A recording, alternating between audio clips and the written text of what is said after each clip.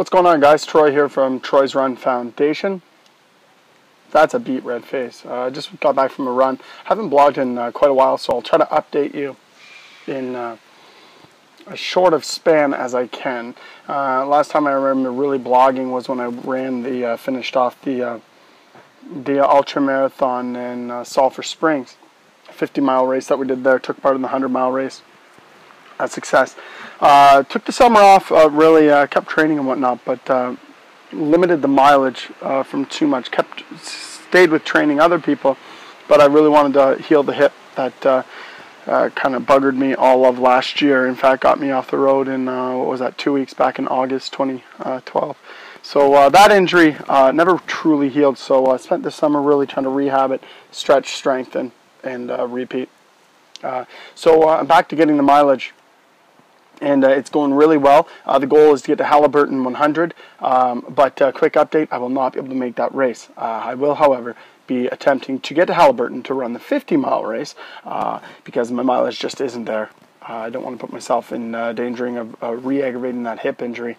Now, this past weekend I was at a conference in Toronto, and it was a fitness conference for my personal training that I do. And one of the things we took part in was a thing hosted by Vibram, actually, which is a barefoot running clinic. It was a barefoot running clinic. Vibram, as you know, has those 5-finger shoes.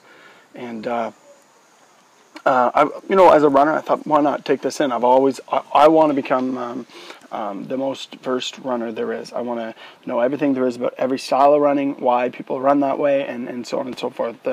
You can never learn enough. So, I went in with an open mind and came out thinking, I think it's time that I try minimalist running, in a minimalist running shoe, potentially down the road going barefoot. Why not? We were born without shoes, so clearly we don't need them too much. That said, I made the decision after the conference, or after that class, actually, my friend and I went straight to the expo, just to check it out. We had a couple hours to kill. We had about an hour to kill before our next little class we were taking part in, and I ran into a guy from company Zem Shoes, Z-E-M Shoes. So Zem Shoes are a minimalist shoe. They're, I guess, a direct competitor to, say, the Vibrams that have 5-finger shoes. Now, the Zem shoes, one of their shoes actually has just one slot for the big toe and then the rest. So it kind of looks like this. So it kind of looks like a turtle hand.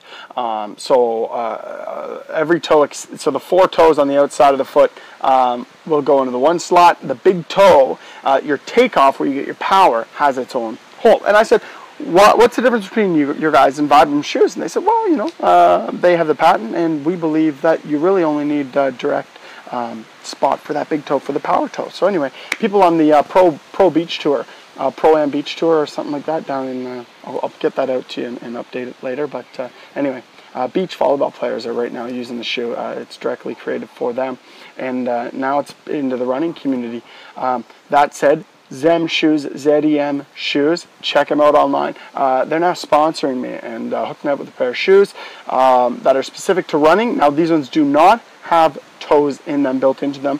Your toes are kind of free, and that's what I noticed today. My very first time attempting a minimalist shoe during running. It's a big step. They say that you take your current mileage in your running shoe, and you can do 10% of that, 10% of your run into your minimalist shoe, and you build from there. So let's say you're a 10-kilometer runner, and that's what your race is. That means when you get into your minimalist shoe, you should start at 1 kilometer maximum. Okay, that's a max. So that's if you do 10K runs every single day.